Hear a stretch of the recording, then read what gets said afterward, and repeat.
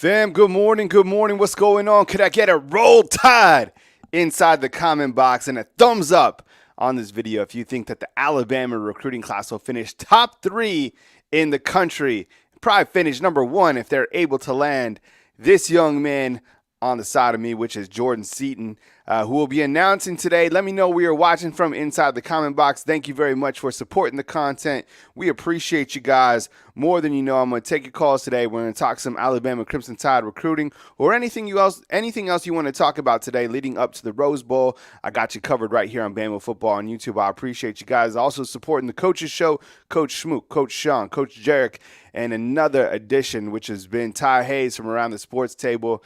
Those guys have been doing an excellent job providing content right here on the biggest YouTube channel on YouTube, to put it simply. So 97,000 subscribers, inching closer to that 100,000 subscriber goal. Actually, I think that we're number 2 because I think that AL.com has, they just eclipsed 100. But whatever the case, there's a lot of strong content supporters out there across the land, and I appreciate you guys being here with me today. All right, so long story short, let's just jump right into it. What you have happening today is major news because you have this young man who is announcing his decision today, where he will end up. 6'5", 300 pounds. He's probably bigger than that, to be honest. He's a 5-star consensus across the board. You can find out more of his player database card we're using On3. Love their interface and really love what they got going on, honestly. I think that they're certainly a company on the rise in the world of college football. So you see that he's 6'5", 300 pounds, and across the board, he's a 5-star. So where is he going to end up? So the latest intel is it's been pretty quiet across the land for Jordan Seaton, and rightfully so. We see these things happen when these prospects get down to the wire, but we are expecting him to make a decision today. What time will that be? When will it be? We do not know that just yet. He has not announced anything, and it's going to be streamed live on his Instagram account. So if you're out there and you're watching Jordan Seaton, go ahead and follow him on Instagram as well and turn on those notifications, and you can watch it with us as he announces where he will go. And Jarvis is saying that it's 11 a.m. That's perfect. All right, so we'll take some calls. We'll talk about it. So, okay, 12. Thank you, Jarvis. I appreciate it, man. What would I do without Jarvis? What would I do without you? You know what song that's from, right? All right, so Jordan Seaton, the reason this is such a big deal, I think, is besides the 5-star standpoint, Alabama already has their quarterback, right? Julian Sain, and you have some big time prospects coming into this class of 2024. It's an elite class. I really like the way it's shaping up. There needs to be a couple different components added to it. A running back as well. We'll talk about that in just a second. And another local running back that Alabama is visiting today, right here out of Tuscaloosa County High School. I actually met him this summer. Fine young man, and we'll talk about him in just a second. So I think when you look to the importance of landing a player like Jordan Seaton, you have to look to Alabama's current roster in the depth chart, and that's what you always do.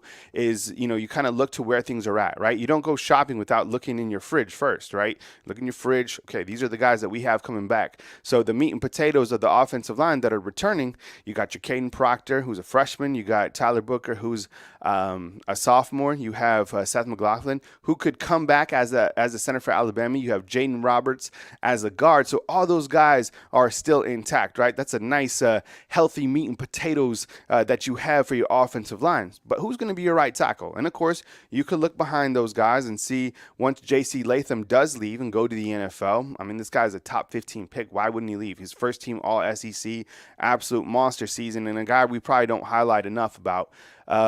So who could replace him on that side? Well, remember Elijah Pritchett? He's kind of floated away. Could Elijah Pritchett somehow come back and contribute for this offensive line on the right side? Could it be a Wilkin Formbia, Ola Saline, guys who could potentially step up on that right side, or could they switch around the offensive line under Eric Wolford, who, by the way, has done a really good job with this Alabama defense. So Jordan Seaton actually just added to his story, so that must have been the announcement that he is saying.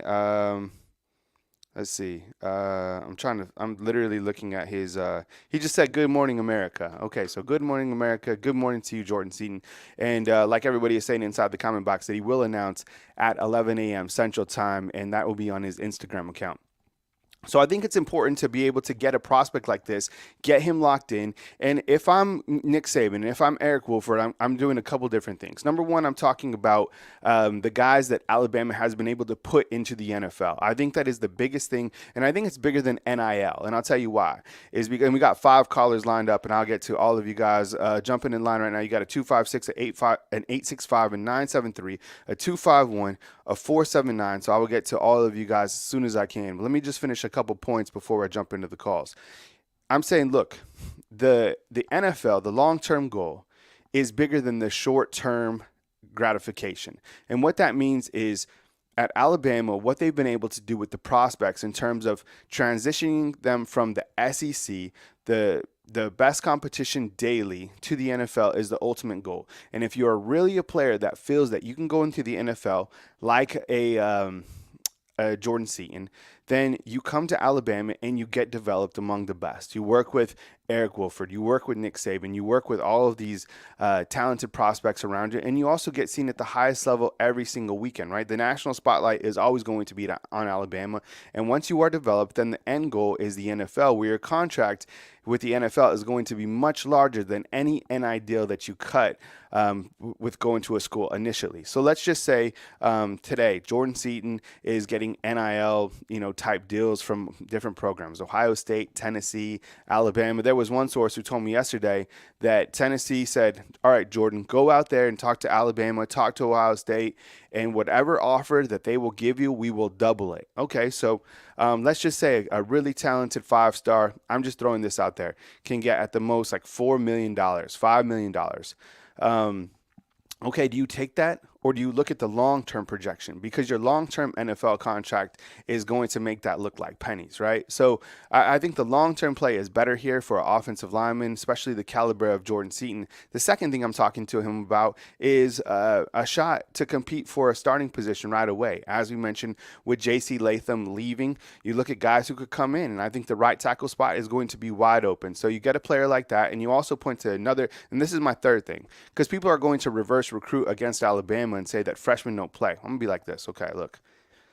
We have the number 1 freshman in the entire country on the defensive side of the ball in Caden Proctor. He was the first team freshman of the year, all right? Had 99 tackles this is what he has going into the Rose Bowl.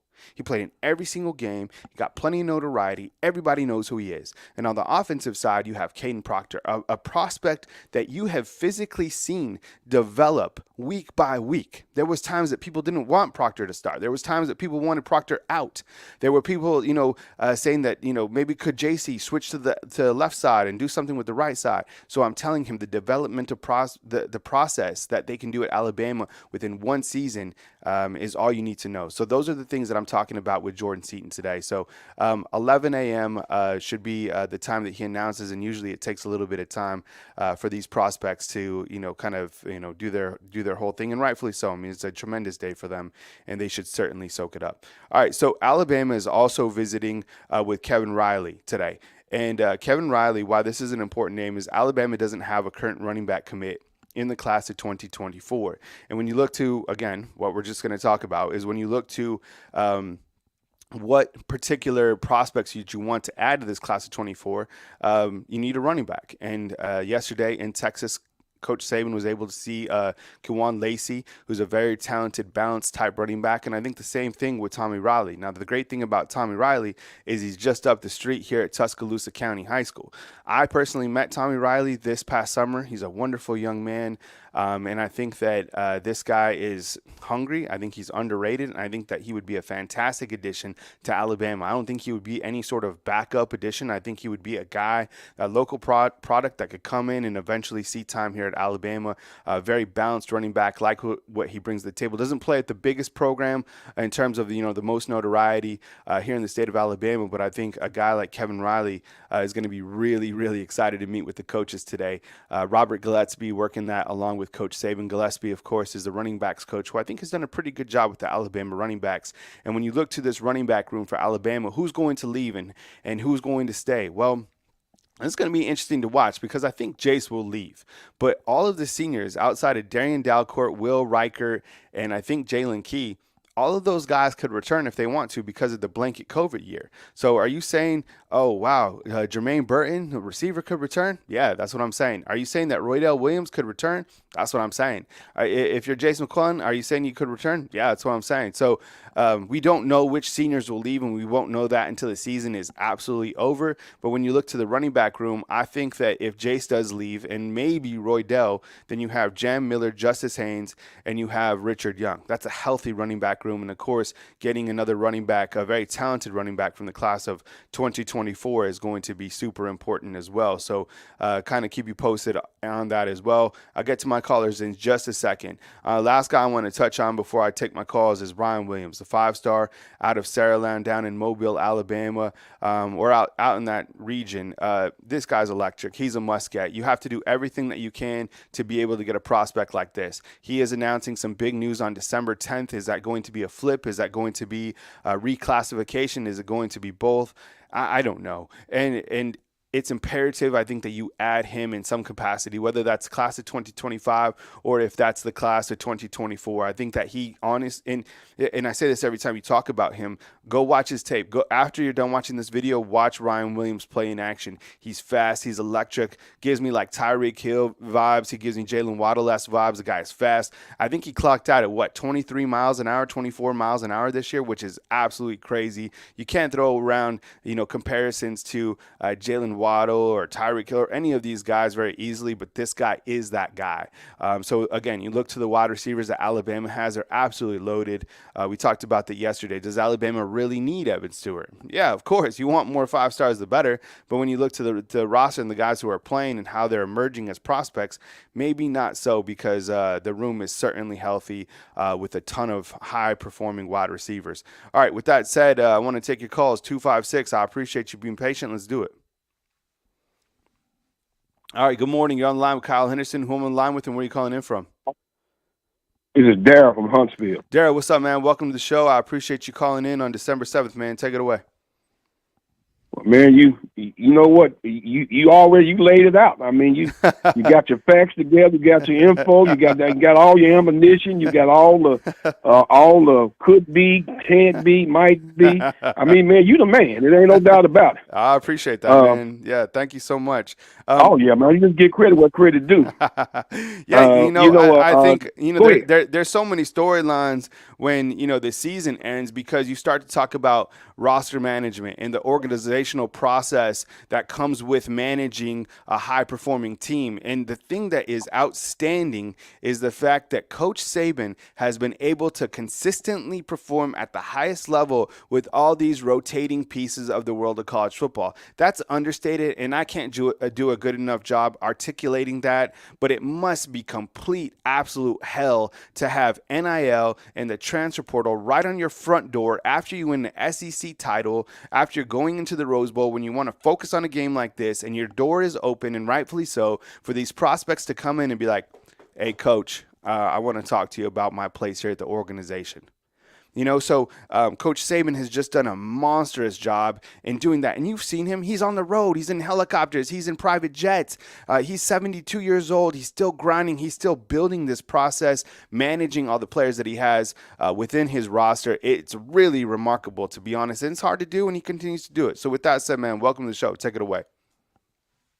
Yeah, you're exactly right, Kyle. I mean, you got to give Coach Saban a lot of credit, and you got to give Coach Saban credit for this also. He is college football Damas, because he called all of this with the NIL, the transfer portal, the various changing of rules to slow him down. Yep. when they first, you can't make but this many calls, but he is out there, and he's 72 years old. Like you said, he's vibrant.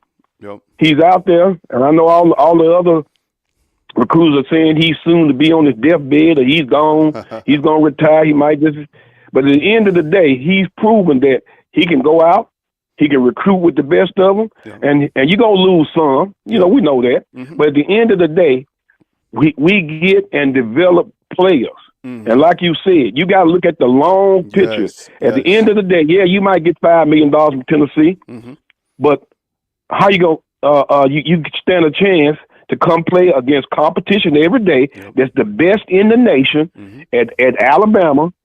And you get the chance to go make a $90 million contract over the next 7-8 years. Yep. So what are you going to do? You going to take $5 million or $90 million? Yeah. It's just common sense. Yep. And, again, got to give, I thought you made a great point of how Caden Proctor, freshman don't play at Alabama. I was one of those at first, after about 5 games, I said, hey, he got to go. Yep. He needs to sit on the bench, but he has developed. He had a great game against Georgia, I thought. He didn't give up He didn't give up pressure that I remember. He's developed, and he's gonna be a superstar. Yeah. I think he needs to lose a little more. I think he needs to lose about 20 or 30 pounds, though. But that's just me. Mm-hmm. But he's gonna be a superstar. Yeah.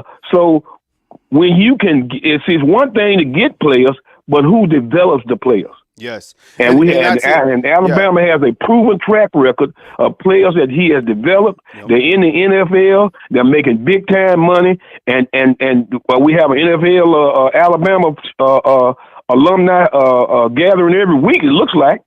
Mm-hmm. Yep. And this is what I was just thinking about this.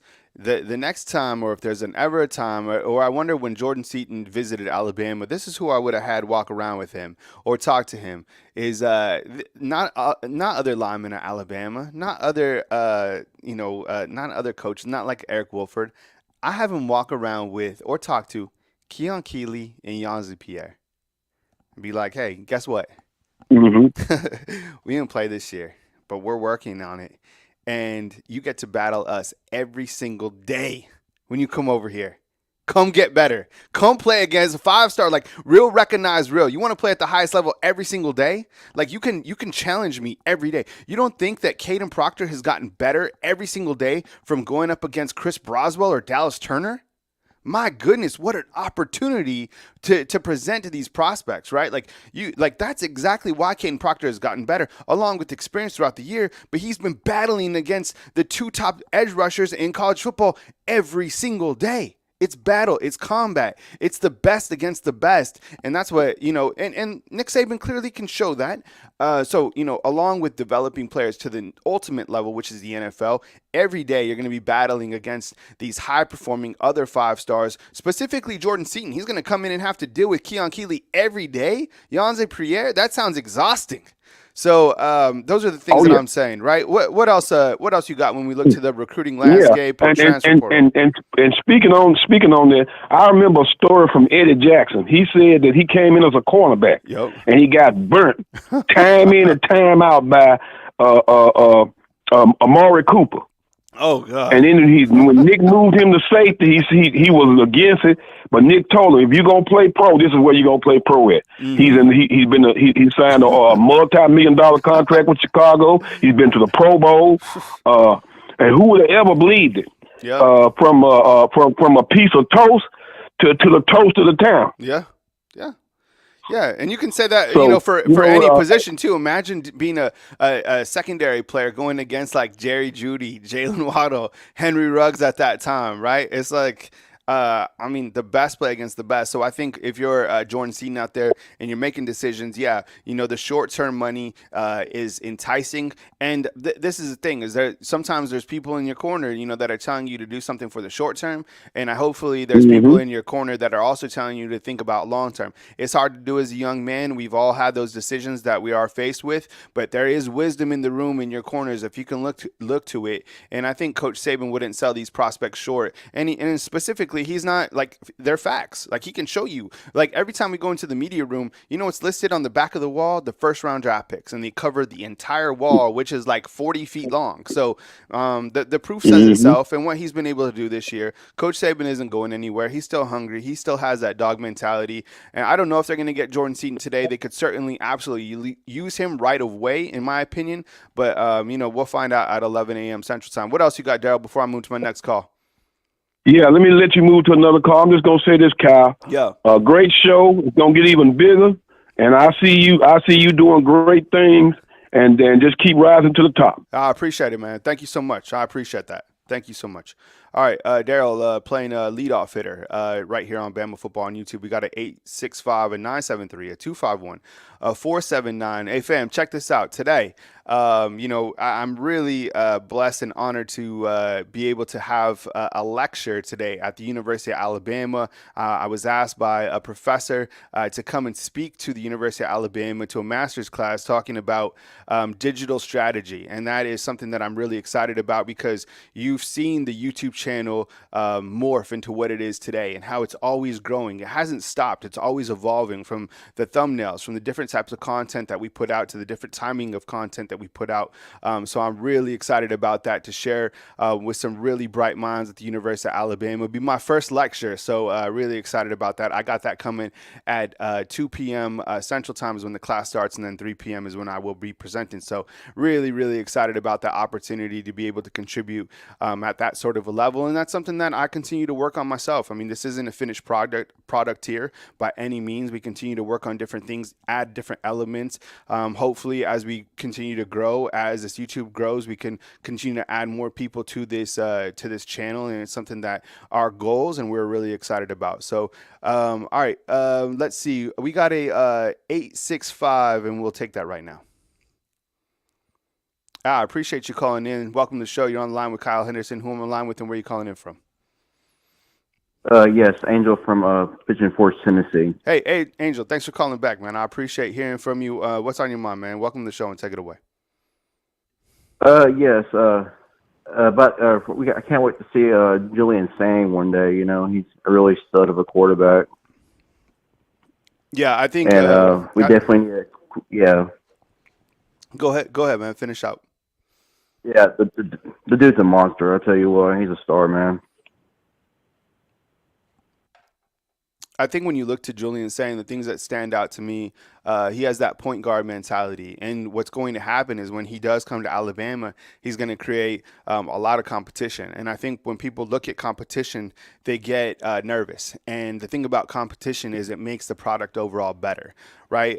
Coke wouldn't be where it is today if it wasn't for Pepsi, for example, right? And you need to be able to have challengers in the room to be able to stay hungry. You need a fire behind you to make you better. I think that there's a lot of different platforms that cover Alabama football, and I think that it's made this particular product better, to be honest, because it keeps you hungry, it keeps you working, and there's a lot of talented people in this space. So I think when in terms of Julian Sang as a quarterback, when he comes into this room, there's a lot of people that feel that at the quarterback position, you just waltz in here and you play. No, that's not the case. There's going to be another quarterback ahead of him that is probably more talented or understands the playbook better, one or the other, and he's going to have to be able to challenge that, be able to battle that. It's hard for a freshman to come in here at the quarterback position and just be the freshman that Caleb Downs can be or that Caden Proctor can be, because the quarterback is a completely different position. How about last night? Did you guys watch the 7A state championship game between Thompson and Central? Did you guys watch that? There's a freshman in high school that is leading a 7A program at the quarterback position. That was outstanding. They missed a field goal in the end to win that 7A title game, but that was really nice to watch. All right, Angel, what else, man, when you look to kind of recruiting or kind of the landscape of Alabama football outside of Julian Sang, what else is on your mind?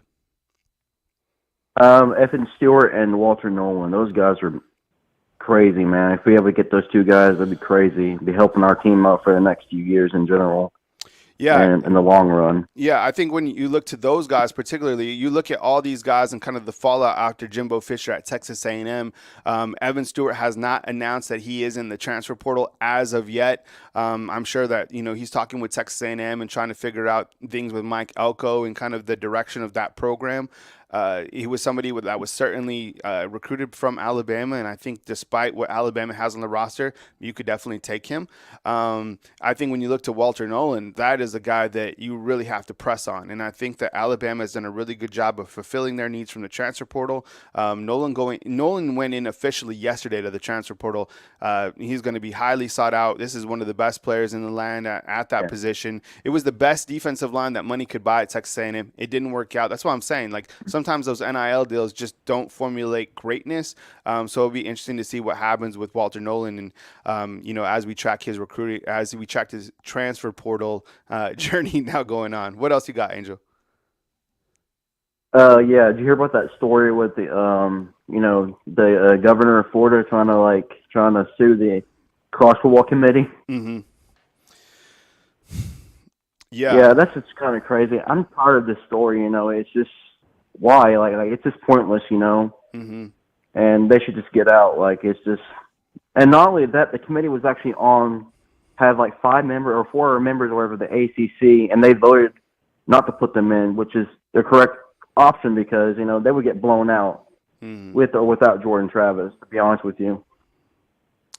Yeah, I mean, my thoughts on that are, the whole litigation thing, like towards the college football playoff committee, it stunk to begin with. I think we just let it die out. That was a system that was going to fail somebody. Did it fail Florida State? I don't know. I mean, that's up for debate. I think that they got 3 out of the 4 best teams in. Washington can prove me wrong if they're able to beat Texas, which I don't think they're going to do. And look, the committee, that is just the strangest setup to be able to figure out the top teams in college football for any sport. Can you imagine if they did this in the NFL? If there was 8 people, Yeah. 13 people to get in from, some are from the South Division and the NFC, and somebody, it wouldn't even be like that. It'd be like one of the guys runs an electrical company in the United States, and one of them is a senator, and these are the people deciding the teams of the playoffs. No, not at all. Not for the Premier League soccer, not for Major League Baseball, not for whatever it is. I mean, so it's really a travesty setup that this is the thing that is running college football. It doesn't make sense. It didn't make sense. If they're gonna what are they gonna do? Tie them up in litigation and figure out that and dissolve it? It doesn't even exist going into next year because it's a completely different format. It was going to fail somebody. Florida State wasn't a playoff team. We've said this time and time again. Even with Jordan Travis, they were a really good football team and they had a great season. But you don't see Liberty, who also finished undefeated, trying to slow things down and with threatening these different types of things. And I get it. It's Yeah. not Florida State specifically. It's people of the state of Florida. They just need to let it go. Yeah. It makes the program look soft. Yeah. It makes them look like they can't deal with adversity. It makes them feel that they're entitled to get to the national title. Let me tell you something. You're not entitled to anything in this life. Nothing. It doesn't matter if you're a business, if you're a college, if you're a person, nothing. And even sometimes when you're perfect, you still don't get what you want. And what you do from that is you go forward and you try to continue to control what you can control. And that is consistency in your performance. But you're not entitled to anything. Coach Saban last year missed off on the playoffs. And did he go to litigation? Did he try to tie up things? No, what he did was he was able to focus on his organization. He was focusing on the players. He was able to get Will Anderson and Bryce Young to play in the Sugar Bowl as leaders of the team. And what did that do? That showed that they performed at a high level in the Sugar Bowl, and then those guys went off. Number 1 pick in the NFL draft, number 3 pick in the NFL draft. Some things are out of your control. What is in your control is how you take the next step towards the next day. Florida State has an amazing opportunity to go out and play the Georgia Bulldogs. The Georgia Bulldogs, by the way, have won their last 29 out of 30 games. They only lost to Alabama by 3 points. This is a team that has won not 1 national title, but 2 in consecutive years. It's not a consolation prize. This is the next game that you have on your slate. Go out and finish 14-0 and prove everybody wrong that you can play with the Georgia Bulldogs, one of the most elite programs in college football. Yeah, I mean they were trailing Northern Alabama before he went down anyway. So Thank you. It kind of just wouldn't make sense to put him in. Yeah, thank you. All right, Yeah. Angel, I got to move to my next caller, man, but I appreciate you calling in, and please call again. Thank you, Roll Tide. All right, roll tide to you. All right, that's Angel calling out in Pigeon Forge. I already told you my Pigeon Forge story. But Pigeon Forge is really nice. But the time that I went there were so many people there, like so many. It was like Manhattan, like on the street. But the one thing that I did like about going up to Pigeon Forge is they have these roller coasters that go up in the mountains. But there are these roller coasters that you get in, and you get like an individual capsule. Let me know if you know inside the comment box what I'm talking about. I don't know what the name is. It's like a mountain coaster. So you sit in the coaster and you have like this kind of like braking system, and you're like out exposed. And I think you do have a It's kind of like a roller coaster type thing, and you go down the mountains and you can like break. It's like the funnest thing ever. But the best time to go is at night because yes, Jeremiah, thank you. It's called the Alpine Slide.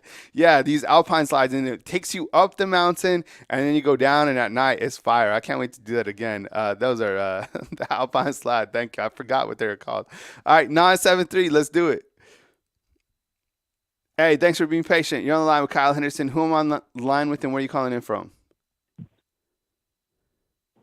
Kyle. What's Chris up? From New Jersey. Chris, what's up, man? Welcome to the show. I appreciate you joining on. How you doing, my friend? Doing amazing, man. Just having a fantastic. I had a monster November, having a monster December. I think you could feel my type of energy. I'm feeling good. It's time to focus on, the recruiting and going into the Rose Bowl. A lot of things to be grateful for every single day. Continuing to work on myself, but most importantly, man, we're talking college football or recruiting today, or whatever you want to talk about, man. So, Chris, welcome to the show, man. I appreciate you being here.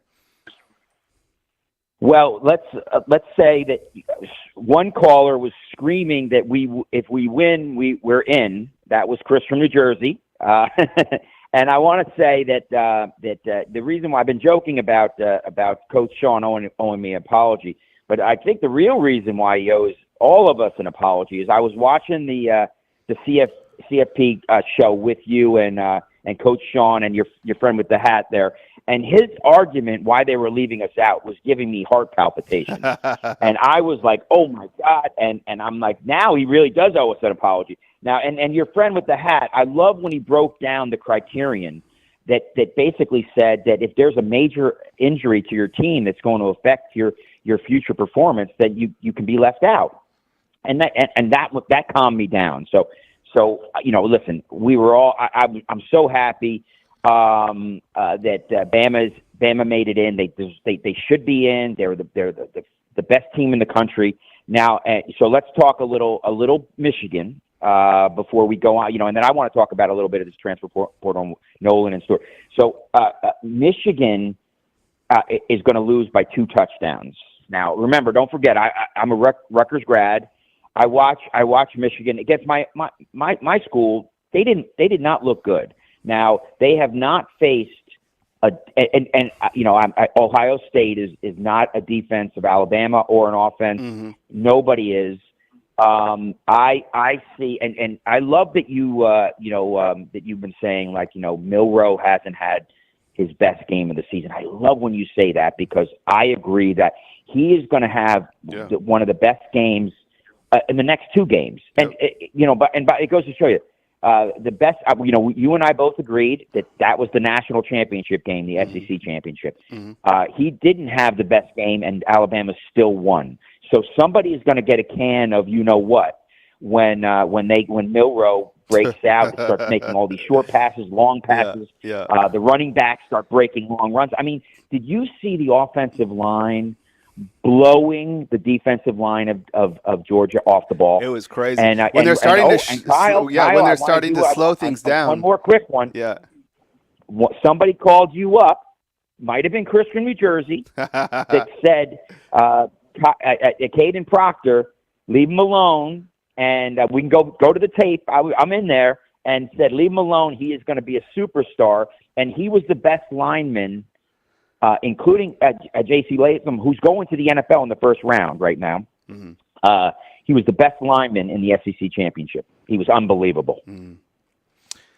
Some of those clips that they're rehashing from the SEC title game when Jaden Roberts literally is like blasting off the ball and he's throwing Georgia Bulldogs they're flying.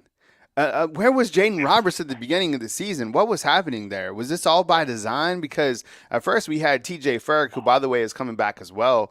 Maybe he slides over to that center position. I mean, I'm not sure why he's not, who knows what's happening, with him. But I think that he's also very talented as well. But Jaden Roberts just, boom, he just blew up, and here he was. This was the guy that Alabama's offensive line was really missing. And, yeah, I think when you look to the long-term scope with Jalen Milroe and you look to the Rose Bowl and the national title game, or if they're able to get to the title game, Yeah, I mean, he really hasn't shown his overall just complete like dominating ability. And you're saying, well, he's been able to lead teams past Auburn or the last drive against Georgia.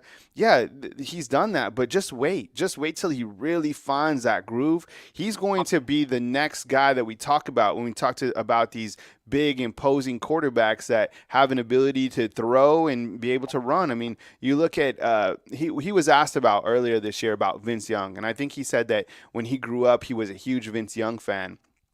That Vince Young was able to take over a game. He did at the highest level. So I think that Jalen Milroe's story is not even close to being finished, and I can't wait to see him go against Michigan. Michigan has not faced a quarterback as dynamic as Jalen Milroe. They have not played the weapons. Look, overall, their schedule, we all pointed to Georgia's schedule, and I get it. They played a tough 3-game stretch, and then they had Alabama after Georgia Tech, so they really played 4 tough games. Michigan, they've really played 2 tough games. If you want to say Iowa was another one, then let's say 3, but they played Ohio State, they played Penn State, had a tough one with Maryland, but Iowa wasn't going to score points to begin with. I mean, they basically don't have an offense. So going up against Alabama and all the weapons that they have, if Tommy Rees has a great game plan, and look, the one thing that I've said this all this week is that Michigan does have a really good secondary, and I think they are a team built off defense, but they just haven't went against the weapons that Alabama has, specifically at the quarterback position. So someone said in the comment box, Vegas is crazy for listing Michigan as a favorite. I think so as well, but that bodes well to Alabama because that's more reverse rat poison for Coach Saban to work with and say that, look, this team, nobody believes in you, including Vegas, who has been right about a couple things, always, every single year, specifically in the playoffs. I love when Vegas listed the odds to make the actual playoffs. They were pretty much the teams. They were like spot on. So outside of Washington, anything else? What else you got, Chris, when we kind of look to where we are in the world of college real football? Quick, Yeah. I'll say this about Michigan. Michigan, when it comes to betting, is definitely dumb money. You've got that David Portnoy from Barstool. He put $1 million on Michigan. I just saw giving 1.5 points. Yeah. So yeah, he's. You ever know if you follow? I don't follow his track record, but I understand he's one of the worst bettors in all sports, like horse racing, football, baseball, hockey. He's terrible. So when I saw he put $1 million on Michigan, I'm like, well, Bama's going to blow him out. Yeah. Now I want to talk about Nolan and Stewart and Jordan Seaton. And I remember watching you and Andrew Bone come down to the last minute. Remember Walter Nolan and Evan Stewart both. Mm-hmm. There was a chance they were going to be Bama bound, both of them. Yeah. And of course, at the last minute, we know when Saban said, they bought and sold that class, and they went to Texas A&M. But we all know that both of them, are looking in the mirror and saying this was a mistake. Now, what I wanted to know is, did you notice that Evan Stewart had a very cryptic tweet that said, the money. Like everybody thinks we're millionaires over here, and the money just didn't come to fruition like everybody thinks. Mm-hmm. Which I was like, wow, did people get promised money, they sign, and then they end up not getting the amounts that they think? Yeah. And I think that could be the case. Now, that's why with Jordan Seaton, are they selling him certain dollar amounts, and it might not come to fruition. Yeah. Now I'll say this: if you're a guy that is going to get the money, and you're all about the money, you want to get the money up front. I don't blame some of these kids. I don't. But let me just say this: Tommy Brockenmeyer, he was the number 1 recruit, the number 1 tackle in the country. The one guy from one of the recruiting sites, which I'm sure you probably know who it is, you're friends with. He was singing the praises of Tommy Brockenmeyer, that he was going to come in, he was going to be the number 1, the best lineman for Alabama. And I don't fault the guy.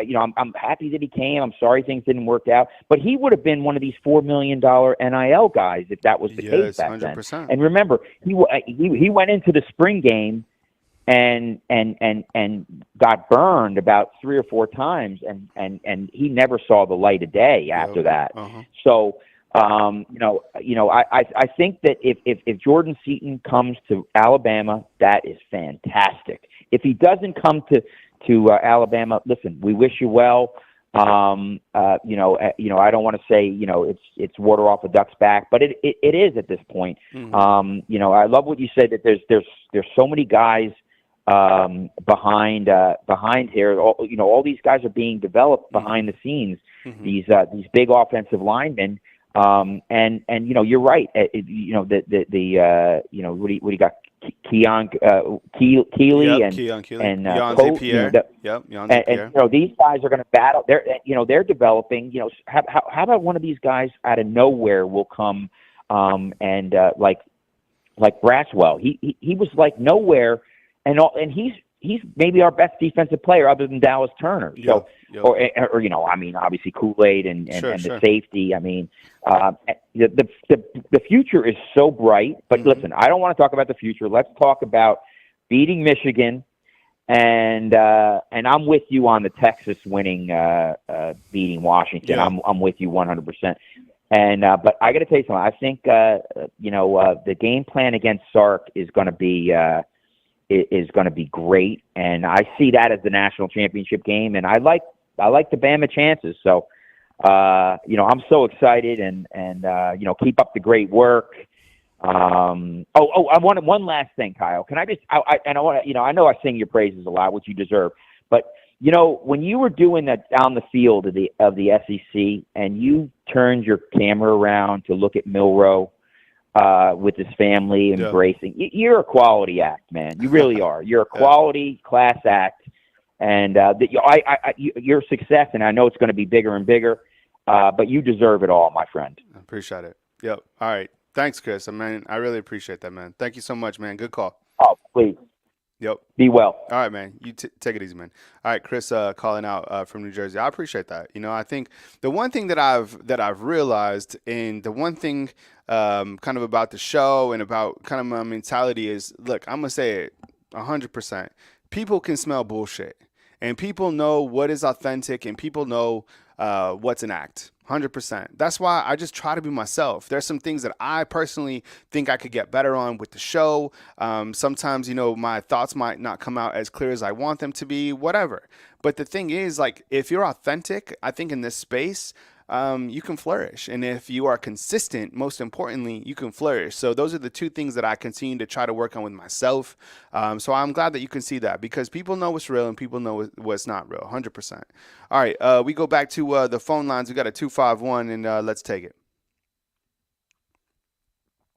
I appreciate you being patient. Thanks for calling. You're on the line with Kyle Henderson. Who am I on the line with, and where are you calling in from? And this is Brian from Groveville, Alabama, where I stay headed to Mississippi. How you doing this morning, Cal and Chet? How y'all doing? Roll Tide, my brother. Yeah, roll Tide team, man. I appreciate you being here. Thanks for calling in. You said Brian, right? Brian, yeah. All right, man. Welcome, Brian. I appreciate you. Yeah, I appreciate you being here, man. What's up, man? Welcome to the show. I got two things I want to say. Number one is about the recruiting, and the second one's about Michigan. Okay. And when I told you about Nick Saban needs to be coach of the year, not because he's not a coach of football team, the man know how to recruit. The reason why I'm saying about the recruiting part, like, let's just say, like this new cat that's supposed to be announcing his pick at 11 o'clock. We wish him luck with him. No matter who he picks, wish that man good luck. Yep. It's a great coach for him. Mm-hmm. The reason I'm saying this, because it don't matter who don't start, especially in a quarterback position, like Jalen Milroe, Ty Simpson, and the other two quarterbacks behind him. It doesn't mean y'all lost, because at the end of the day, y'all need to play y'all asses off. Y'all got to play your butts off to y'all best. Mm-hmm. If one of those quarterbacks go down, you got to be the next man up. Yep. Don't give up because you ain't got the starting position. We always need you at your best if one of the men go down. Same thing for the running backs. Like Jason McCullough, for example. Jason McCullough out. Guess who was the next man up? Yep. Roydell Williams and Jaron Miller. 100%. So it doesn't matter. That's why I that's why I love about recruiting. We need help on all positions, like the offensive line. From the weakest unit of the team became the strongest and the most dangerous unit in the team right now. Yep. Look what Caleb Parker became. Yeah. From a young rookie freshman to a monster of a freshman. Yeah. Yep. And that number 77 dude, Jalen, Mr. Roberts, I don't know his first name, number 77 Roberts, he became a monster. He was head kicking the heck out of goddamn Georgia defenders. And wide receiver, I still call that wide receiver you. Yep. We all need y'all at y'all best. If y'all ain't, starting, we still need y'all at y'all best. Mm-hmm. Defensive linemen, same thing. We need you at your best. Like rotating, second string, third string. Y'all gonna get y'all playing time so y'all gonna get a feel of how the game goes. Secondary, linebacker, same thing. Mm-hmm. Y'all all gonna get y'all turn. When y'all ain't starting doesn't mean, oh my God, I'm going to go sit here and wait. No, next man up, like a shark's teeth. Yep. A shark missed a tooth, replace it with another one. Yeah. Secondary, same thing. Y'all all gonna play. It doesn't matter. That's why I like about how the great Nick Saban works and rotates his boys out there to play. Because y'all ain't starting, it doesn't mean y'all ain't gonna play. Y'all gonna play. Jeremy Miller got his shot. Richard Young got his shot. The other guy we ain't heard about, the guy named Turnbull who got recruited. He gonna get a chance to play. Justin Haynes gonna get a chance to play. It doesn't matter who ain't gonna start. Everybody gonna have a chance to play. They get a feel for it of the game. So that's why I say Nick Saban is the GOAT and everything he does. Because that man knows what he's doing. And got that out the way on a recruiting standpoint. Whoever get recruited by Alabama, y'all gonna have some playing time and y'all gonna get noticed. Mm. And about the NFL wise, about the money and whatever, y'all still do your schoolwork. If y'all dream in the NFL don't go into what y'all playing, go back to what y'all went to school for. It's y'all backup. Please do that. Please do that and go for your career if y'all NFL dreams don't work out. Go back to what y'all used to do, what y'all went to school for, business, artwork, whatever. Y'all go back to that for y'all backup plan. Okay, enough about all that situation. I'm going to go to the Michigan thing. The Michigan and the Alabama situation. Mm-hmm. Back to the part about the comedians, about Florida State is upset and angry. This ain't Ohio State from 2014. That's not how it's supposed to be. Yeah, Cardell Jones did a hell of a job, but at the same time, that was just the first year of the playoffs. This right here, when Michigan thought they were going to play Florida State, thinking it's going to be an easy cakewalk. No. If y'all really want to be the best, y'all got to defeat the final boss of the college football world, and that's Alabama. And we're going to test y'all. And Florida State, y'all want to consume y'all the better team, y'all going to play a pissed off, angry, bitter, fuming Georgia Bulldog team who got nothing to lose right now. A pissed off, former Georgia Bulldog team. They ain't the Georgia Bulldogs. They the Georgia Pit Bulls right now. Yeah. But other than that, Michigan, we're finna see what y'all really are. Mm-hmm. And no goddamn sign stealing. Ain't none of that right now. But we got to prepare for this team and everything like that still. Yep. So we got to prepare. And I like our chances. I'm not underestimating this team. But we finna show the world we still got a chip on our shoulder. And Cal, we brought chaos. We done brought chaos. We destroyed their dreams. We messed up the plans and everything. Let's continue to cause chaos. Roll Tide, everybody. I'm still working on the roll right now, man. And I had to say what I had to say, man, just to let people know, man. Continue to let the naysayers know. Jalen Miro, show the world who you really are. Love it. And Nick Saban, man, keep coaching, man. And you still the coach of the year. Coach of the year, everybody. Coach of the year for Nick Saban, man. Yep. God bless y'all. Keep doing what you're doing, man. God bless you, chat. Love y'all. Roll Tide. Alabama versus the world, baby. Y'all can take care of yourself, man. Have a lovely morning. All right, man. See you, Brian. Brian calling in, man. That was fire. That was just straight 3 minutes of just, or 4 minutes of just complete fire.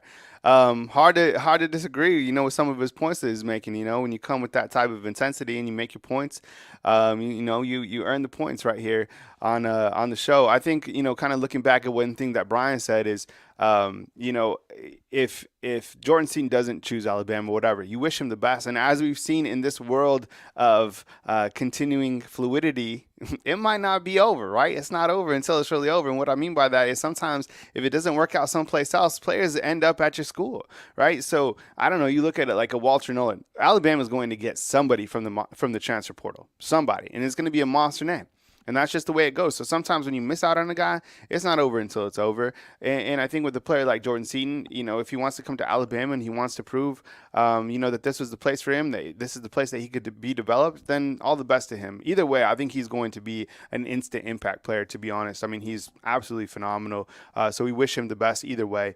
I think in regards to Michigan, they are about to find out. I think that, like Brian was saying, like the chaos has been caused because nobody wanted Alabama in the playoffs. You look at the reaction that they had when they drew Alabama. That wasn't an exciting reaction, in my opinion, right? Everybody saw that.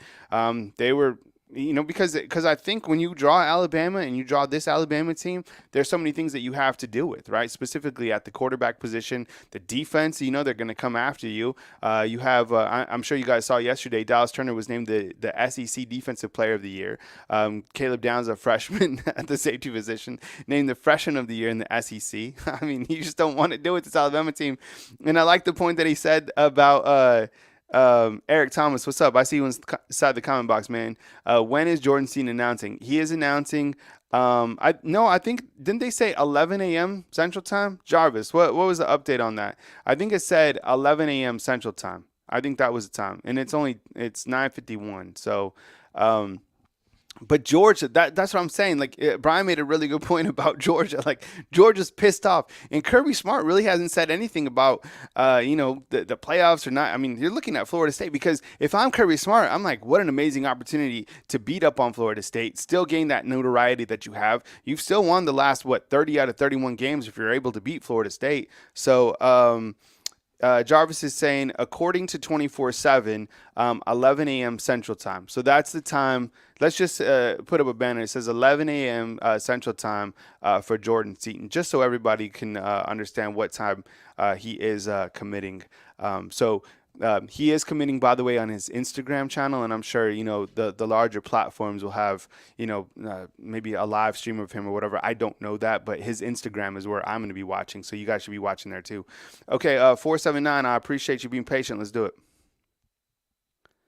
Hey, thanks for calling. You're on the line with Kyle Henderson. Who I'm on the line with, and where are you calling in from?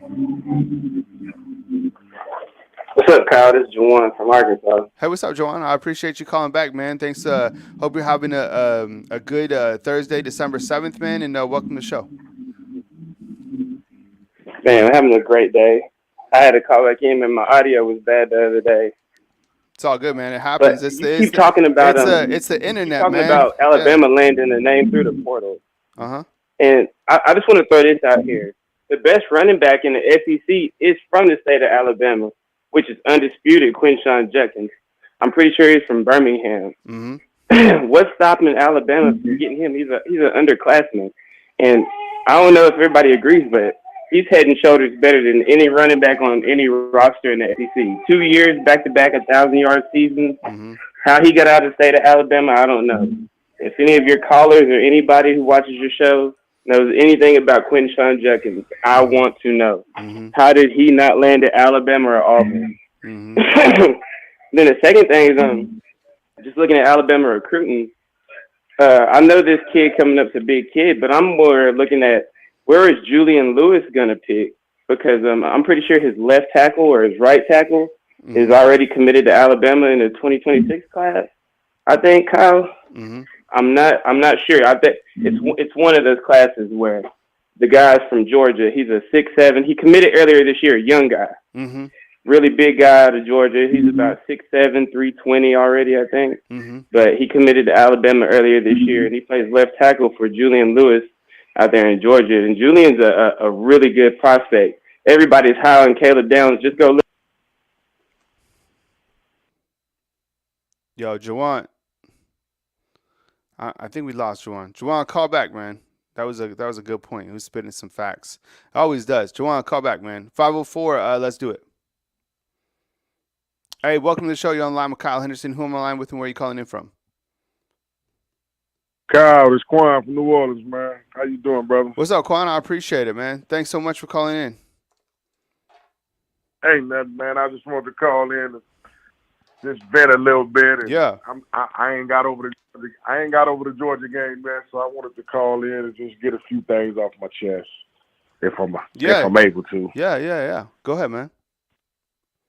We talked in fall camp, and we talked and I told you my points and what I thought the season was about, that we had to stop Kirby and that we couldn't let him walk off 3 straight. So I'm just elated that we was able to do that, Kyle. I know the war is not over. We ain't won the battle yet, but I think we completed one of the first big missions, was knocking Georgia off and stopping them in their tracks. Mm-hmm.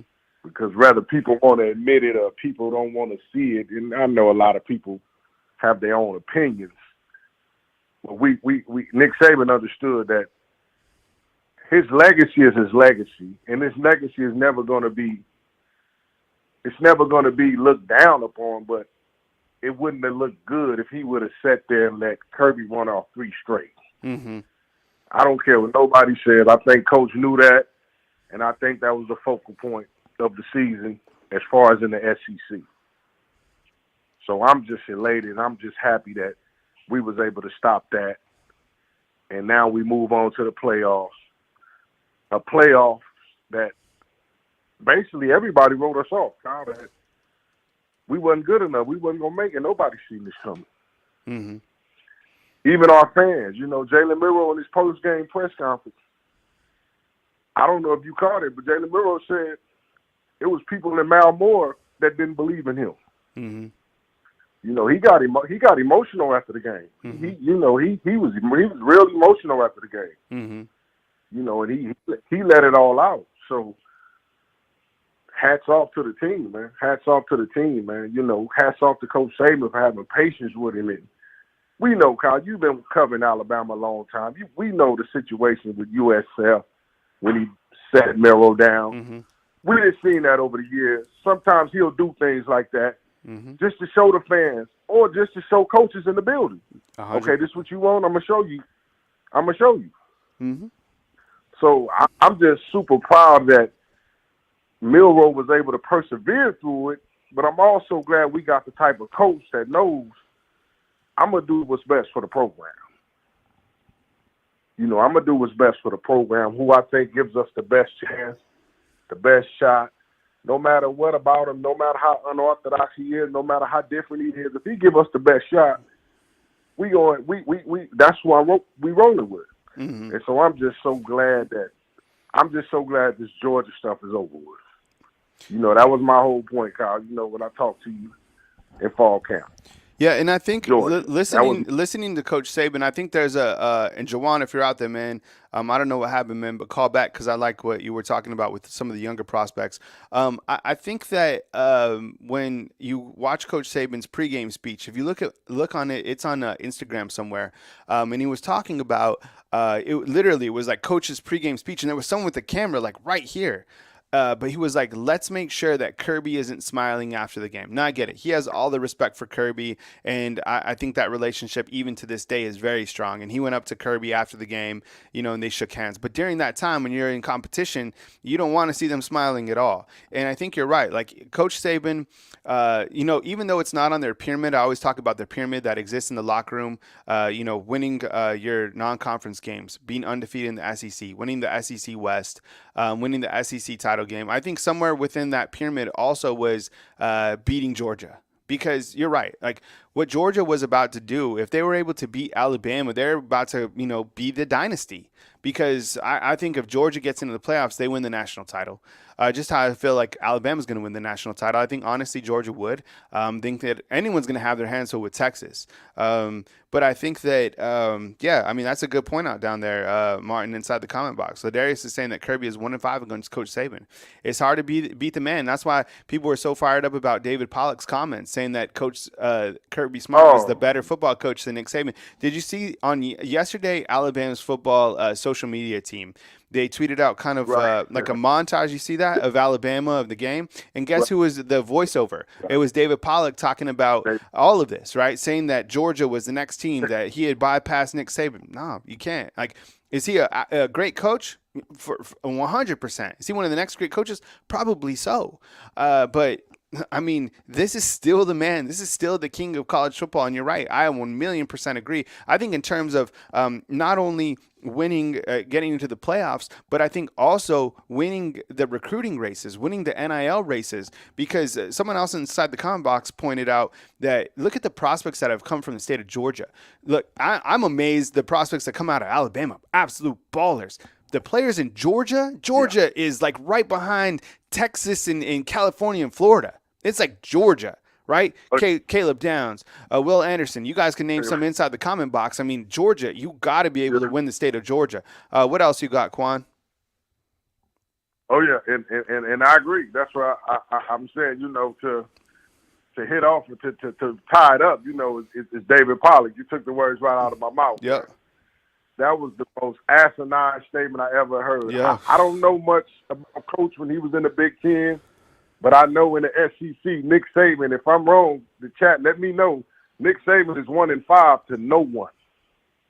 Yep. No one. He's 1-5 to no one. So it just kind of irritated me how, you know, they come, and then you got, aside from you, Kyle, we got the Alabama football podcasters.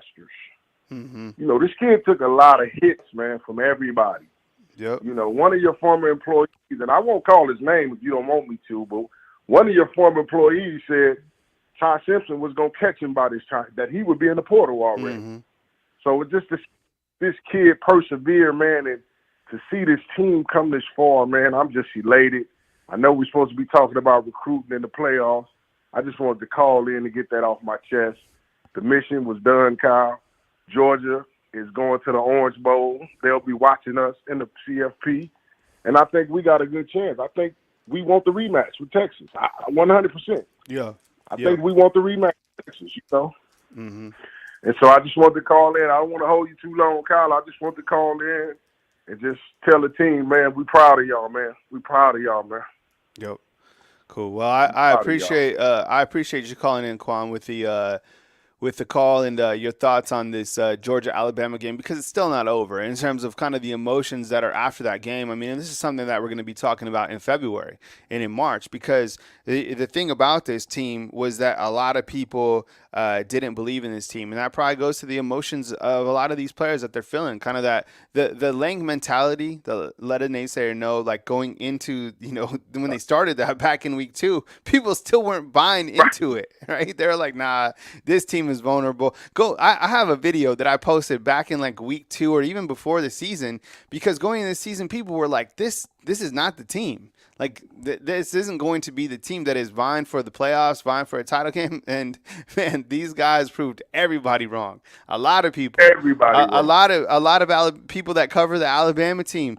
I was, to be honest, not being like homerish or fan, I just don't go against Coach Saban, because I've seen this guy do some incredible things, whether it's in a national title game, whether it's having to rebuild a team like this. He's able to just connect all of the dots in the room. He's able to methodically get everybody on the same page, specifically the players and the coaches. And this team, it continues to be a buzzsaw right now. I think this team, along with Texas, these are 2 of the hottest teams in college football. I think they're going to meet in Houston. I can't wait to see the play playoffs, but this is a buzzsaw team that still has a chip on their shoulder. Alabama knows that the mission isn't completed. The revenge tour is not done by any stretch of the imagination. And guess what? If this Alabama team wins the national title game, the revenge tour is still not over, because this mantra and this mentality here at Alabama is back-to-back or better. That is the mindset, and that is the standard here at Alabama football. Coach Kevin Steele, at the beginning of the season, he said, when he was asked about the Alabama standard, he was like, where did it go? He was like, it never went anywhere. It may have changed, and I think the philosophy changed a little bit, specifically on the defensive side, but you've seen what Kevin Steele's been able to do. If there's one coach and there's one particular player that we are not talking about enough, that is Kevin Steele, 100%. What he's been able to do on the defense, because I think you, Quan, and everybody else inside the comment box knows that the defense is completely on fire, and they've been consistent, and they've been performing at a high level, and the guys that are even in the ones and the twos have been able to step up and play at a high level. And my point to that is, how about Trey Amos stepping in, complete baller? We've seen Christian Story start to emerge, right? Guys that have stepped in, Devontae Smith, we haven't even really got a taste of him. Guys that have stepped in and came in and played at a high level. You have vets on the team on the defensive line, at Justin Ebogbe. You have the edge rushers. How about when Deontay Lawson went out? You had Jahad Campbell step up as a number 2. So this team on the defensive side, I could talk about it again and again and again, just absolutely on fire. But I appreciate it, Quan. Thanks very much for calling in, man, and call again next time. All right, no doubt, Kyle. All right, man. See you, Thank Quan. you, brother. Yep. Quan calling in from the Big Easy. All right, this will be this is actually going to be my last call. So 337, I'll get to you next time. I think it's David. David, I'll get to you next time. And there's someone who called in who's been on for a little bit longer, and I've went over. I got to reset and then get ready for this Jordan Seaton. So 256, let's do it. All right, thanks for calling in. You're on the line with Kyle Henderson. Who I'm on the line with, and where are you calling in from? Rod from Madison, Alabama. Hey, Rod, I appreciate Rod, right? Yes, sir. Yes, sir. Yes, All sir. right, thank you Enjoy for the show, man. yeah, It's thank you awesome. very much for calling in. Whopper's inside the comment box. You know what? I haven't had a Whopper in quite some time, to be honest. That sounds pretty good today. So I might, I've been working out a ton. I think I might deserve a Whopper today. Anyways, Rod, welcome to the show, man. I appreciate you calling in from Madison, Alabama, man. Let's go for it, man. Take it away. Hey, I was just the coaching staff. Didn't we lose Hutzingler from Yep. the outside linebackers coach? And what do you think? There's any possibility we get Bo Davis back and we can move what's his name to the D line? I mean to the linebackers coach. Or we've lost some great coaches, and it's I think up front, if you watch Texas play up front. Okay, wait, hold on. Rod, we have some breaking news coming in. I'm sorry about it, but Jordan Seaton, let's see if we can get a graphic. Jordan Seaton has just committed to the Colorado Buffs. Okay, so you gotta be kidding. Yeah, I'm going to pull it up. On3 Recruiting has it, so we're going to use their graphic. On3, I love you guys, so we're going to use your graphic on this. But let's go ahead, and I'm going to bring this in 1 second. So breaking news, if we could put a banner up at the bottom, that'd be great. Rod, hang with me as I break this news real quick, okay? Okay. All right, and then we'll get to you. Awesome. Okay, so this is from On3, and you can go ahead and read their great stuff back at their website. But Jordan Seaton, the 5-star, breaking news, Coach Prime has landed. Jordan Seaton, the big-time prospect, who is a 5-star commit. I mean, just incredible. I mean, everybody was talking about, different schools in terms of Alabama, Tennessee, Ohio State, but it is Coach Prime who is able to land Jordan Seaton today. I want to get your take inside the comment box with Jordan Seaton committing to Alabama. And just major news across the world of college football. So sound off inside the comment box, and we'll put a banner that says breaking, Jordan Seaton has committed to Colorado. What is your take inside the comment box? Look, Colorado needed to build up their offensive line, but man, Coach Prime with an absolute slam dunk today. And I think when you look to Coach Prime and how he's been able to keep Colorado relevant, even despite the back end of the season that they had, losing, game after game. People want to play for him, plain and simple. Guys want to play for Coach Prime. He has money behind him. Colorado has gone all in. Rod, you're the first to talk about it, man. Rod, what is your thoughts on Jordan Seaton committing to Colorado? He'll be playing for a 5-6 team again next year, and be worried about stuff. The silly stuff. It's unbelievable. I think Coach Prime can coach pretty good a little bit, but where he is going, it's not gonna. It won't last that long. I don't believe they're have the facilities and the coaching staff that we have, and he could be playing and getting the best coaching there, that Alabama can give them, as opposed to Colorado. It's just a clown show, I believe, out there. Yeah, and I think when you look to what is hot and what is sustaining, and just like we talked about earlier in the show when we were talking about Jordan Seaton and where he could potentially end up, I think if you're him, the people in his corner have to talk about long-term and who can get you develop the best. And I point to a program like Alabama specifically, not only because I cover them, but because the proof is in the pudding, right? When you look to the guys that Alabama has been able to go ahead and develop to get to the ultimate level. And with Coach Prime, I think this is how he's able to stay relevant, and people that have went to Colorado, you're going to get in the spotlight, but in terms of the development, I don't think that really Coach Prime has shown that just yet. It needs to be there for a while. It takes a long time to build that up. It's kind of that new thing that has popped up. In long term, he has to prove it, and he's going to have that opportunity to do it. But man, this is just major news that is shocking the world of college football, because nobody had a prediction on this kid, and then he calls Colorado. Anything else, Rod? I know you had a couple questions, so let me get to those before I move to my next caller. You asked about Coleman Hutzler to Mississippi State. Yes. I think, and I was wondering about Freddie Roach, if he was maybe they were to make a move to make him the linebackers coach, we could go get Bo Davis back. Bo Davis is the best in the business. That would I be think one of the another. Go ahead. I think if Alabama was to have like a Christmas list that would just make them the happiest, and this happens every year, and people have been asking about this, Rod, is they want Bo Davis back. That would make them the happiest fan base in the United States, along with having Coach Saban, right? I don't know that if you were, I don't know if that'll happen, anytime soon. But what I do know is that Coleman Hutzler, who is the outside linebackers coach and the special teams coach, has been hired at Mississippi State. This happens. This isn't anything new. Coach Saban continues to have to replace assistants year after year. And how this has worked in the past, if you're new to this, hey, Dolmite, you missed Jordan Seaton committing to Colorado if you're just joining. These coaches stay on, and what they do is they coach through the Rose Bowl, and then in the evening time, from whenever they get home, that's when they can recruit for Mississippi State. But he will coach, I would assume, through the Rose Bowl more than likely. Coach. Yeah, that's what I'm assuming. And Coach Saban didn't even really put out a statement on that, and he's going to be supportive about him going as the DC. I mean, it is a step up.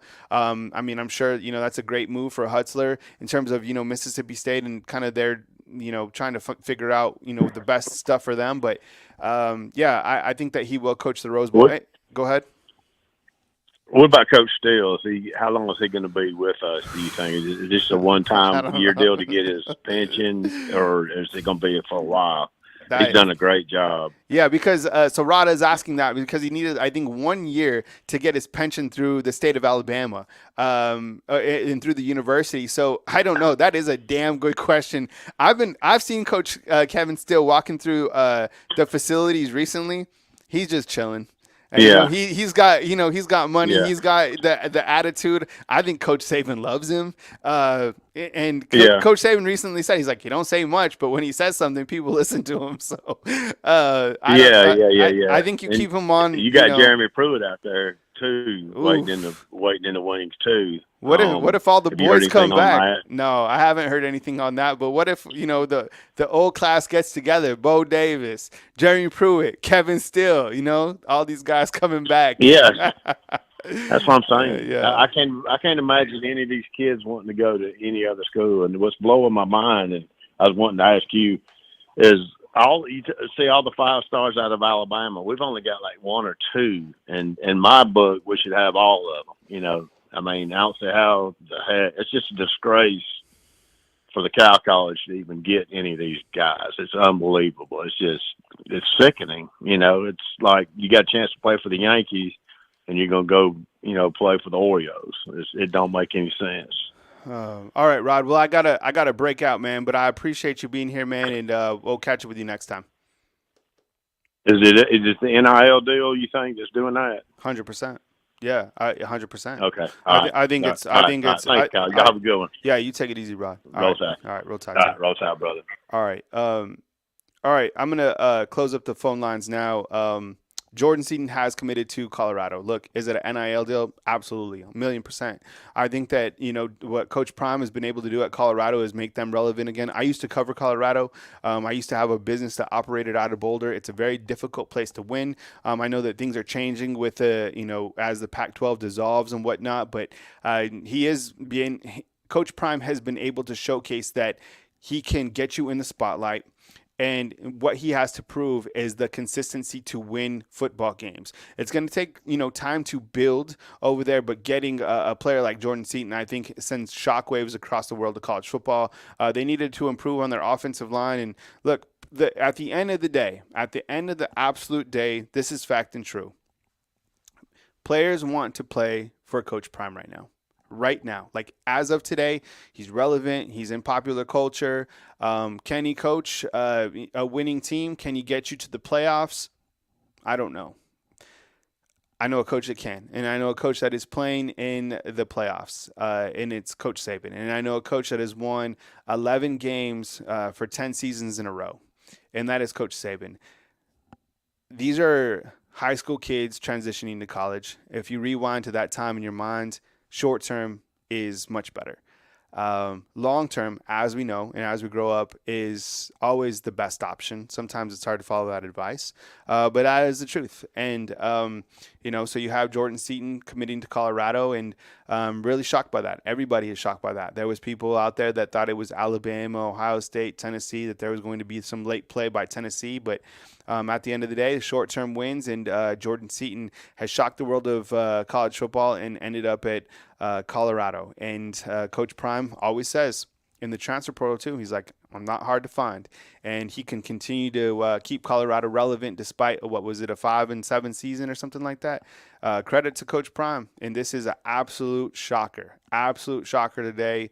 Look, Coach Prime isn't going anywhere.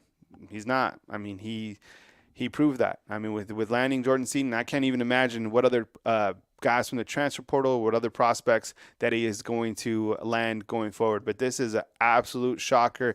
NIL has changed college football 100%. It's brought in more parity. Players, you know, can get that short-term money. You can get whatever player that you want for the most part from the transfer portal. Money talks. So today, Jordan Seaton goes to Colorado, and I'm curious, you know, and I don't know if he'll ever address this. And you at the end of the day, you have to be happy for the kid for announcing and, you know, doing whatever.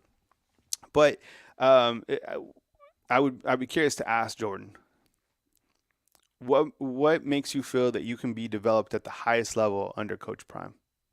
I think that's a fair question, and that's not being facetious. I'm just like, what are the facts that tell you that? And I think if you're asking that to him and he's talking about Nick Saban, you're talking about the fact that he's able to put guy after guy into the NFL. And, you know, that's kind of the world that we live in right now. So once again, Jordan Seaton has committed to the Colorado Buffs. Kyle Henderson of Bama Football on YouTube. I appreciate you guys being here today. Thank you so much for joining me. I'll catch you guys throughout the day or as news breaks right here on YouTube. And, you know, you probably find more information on our boy Jordan Seaton back at On3. This is where this graphic is from. They do such a great job. I think it's honestly, when you look to the college football landscape, I've been seeing some really good things from 24/7 as well. I am from Rivals, and I have nothing against Rivals as well. Rivals treated me very well for 16 years, and On3 has some great people. So I think when you look to the college football landscape, there's plenty of different options. And honestly, I have respect for all the content creators out there, whether they're, you know, at AL.com, Touchdown Alabama, On3, wherever it is. I respect the grind. I respect the craft. There's a lot of good people out there, but absolute shocker today as Jordan Seaton has committed to the Colorado Buffs. I will catch you guys next video. Please hit the thumbs up, like, subscribe. Help me get to 100,000, fam. Almost there. I think we're closing in on 98,000 subscribers right here at Bama Football on YouTube.